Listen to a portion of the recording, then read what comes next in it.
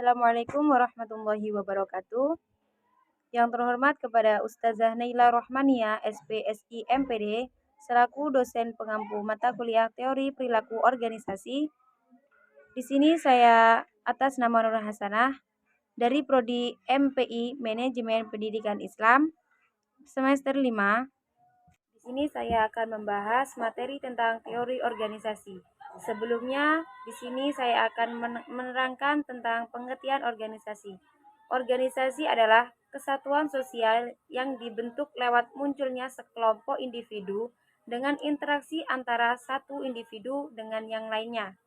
Kemudian, membentuk pola secara terstruktur dan setiap anggota yang terdapat di dalamnya memiliki tugas serta fungsi masing-masing, sehingga menjadi kesatuan dengan tujuan tertentu. Jadi, organisasi adalah kesatuan sosial yang di dalamnya terbentuk suatu kelompok individu yang kemudian membentuk pola secara struktur dan di setiap anggota tersebut memiliki tugas masing-masing untuk mencapai tujuan yang telah ditetapkan sebelumnya. Baiklah, selanjutnya yaitu pengertian teori organisasi.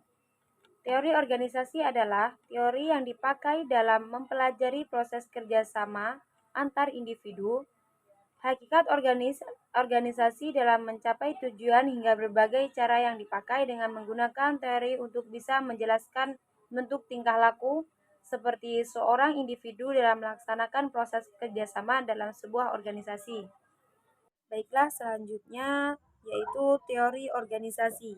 Teori organisasi di sini ada 5 bagian, yaitu yang pertama, teori manajemen ilmiah atau klasik, dan yang kedua, teori hubungan antar manusia, yang ketiga, teori aliran kuantitatif, yang keempat, teori biokrasi, dan yang kelima yaitu teori administrasi. Teori manajemen ilmiah atau klasik yaitu teori ilmiah atau sering disebut juga dengan teori organisasi klasik memiliki beberapa variabel yang harus diperhatikan, diantaranya seperti pentingnya peranan manajer, pemanfaatan tenaga kerja, dan tanggung jawab beserta kesejahteraan karyawan.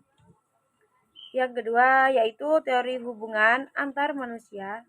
Dalam teori ini pendekatan yang dilakukan secara psikologis terhadap bawahan untuk mengetahui perilaku seorang sebagai suatu kelompok hubungan manusiawi yang tujuannya mampu menunjang tingkat produktivitas seseorang dalam melaksanakan pekerjaan hingga munculnya teori organisasi modern. Dan yang ketiga yaitu teori aliran kuantitatif. Teori aliran kuantitatif yaitu teori organisasi yang menuju pada keputusan manajemen yang lebih difokuskan berdasarkan dengan perhitungan, namun dapat dipertanggungjawabkan tingkat keilmiahannya. Yang keempat yaitu teori biokrasi.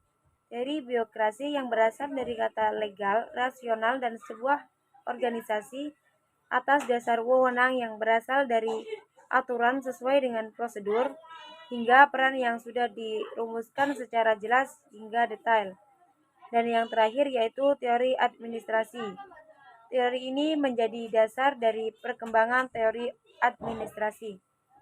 Sekian dari saya, kurang dan lebihnya saya mohon maaf, dan kepada Allah saya mohon maghfirah. Saya akhiri, wallahul muwaffiq ila aqwamit thoriq. Wassalamualaikum warahmatullahi wabarakatuh.